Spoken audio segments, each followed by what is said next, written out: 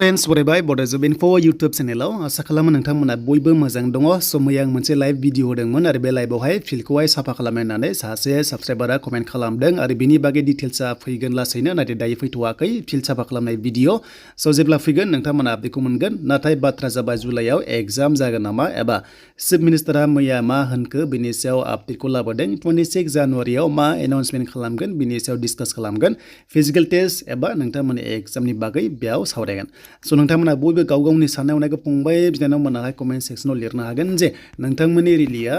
finally माब्ला जामारगोन स बिनि सायाव जों बेयाव डिसकास खालामगोन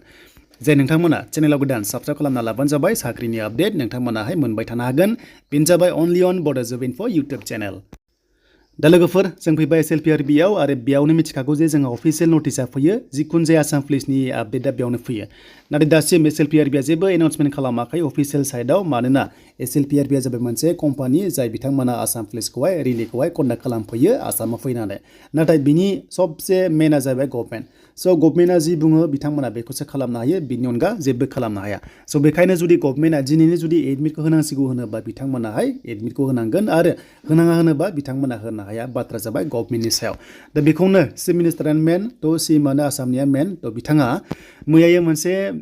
गेदारिं जादोंमोन हमना ला मिटिं जादोंमोन अके जागिरुदाव स बेयाव गोबां केन्डिडेट्सफोरा सोंदोंमोन जे आसाम पुलिसनि रिलिया माब्ला जागोन नाथाय चिफ मिनिस्टारा बिथाङा रिप्लाइ खालामदोंमोन जे बिथाङा बुंदों प्रेक्टिसल' खालामबाय था स नोंथांमोना फिजिकेल टेस्टनि थाखाय प्रेक्टिस खालामबाय था नाथाय डेटखौ बिथाङा एनाउन्स खालामाखै नाथाय मोनसे बाथ्रा बुंदों जे 26 जानुवारियाव बिथाङा मोनसे एनाउन्समेन्ट खालामगोन अके स बिथाङा 26 जानुवारियावहाय मोनसे एनाउन्समेन्ट खालामगोन अब्ला नोंथांमोना माबा मोनसे आसाम पुलिसनि रिलेटेड आपडेटखौ मोनगोन आरो जबनि सायाव मोनगोन जिखुनु जाया एडिआरआनो जा आसाम पुलिसानो जा बा गोबां साख्रियानो जा नाथाय बिथाङा बुंनाय बादिब्ला जुलाइआव मोनसे एग्जाम कन्डाक्ट खालामगोन होनना बुंदों स जुलाइआवहाय एग्जाम कन्डाक्ट खालामगोन अके परिखा होनना बुंदों अब्ला नोंथांमोना मिथिगौ एग्जामजों अके एग्जाम बेनिफ्राय फिजिकेल टेस्ट गोबां बेवहाय फाराग दङ अके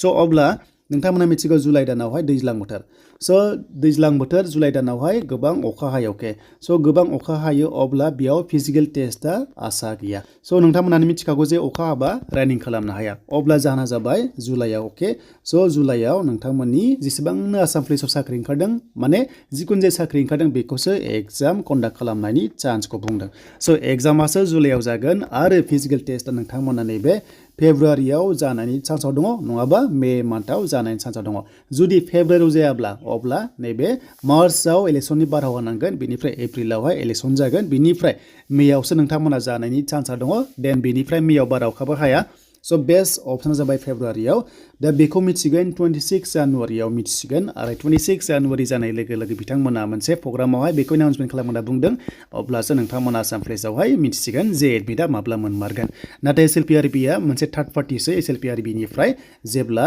नोंथांमोना नटिसखौ मोनगोन अब्ला रोखासिन जाबावगोन नाथाय गभर्नमेन्टआ अर्डार होनांगोन अब्लासो SLPRBआ बेखौहाय एनाउन्स खालामनो हायो बा नटिसखौहाय रिलिज खालामनो हायो दा बेनोमोन नोंथांमोननि माखासे इनफरमेसन बा आपडेट भिडिअ आसाम पुलिसाव जायफ्रानोखि साख्रि लानो गोसो दङ नोंथांमोना प्रेक्टिस खालामबाय था स नोंथांमोना जास्ट प्रेक्टिसल' खालामनांसिगौ बेनिफ्राय रिलिया जाखागोन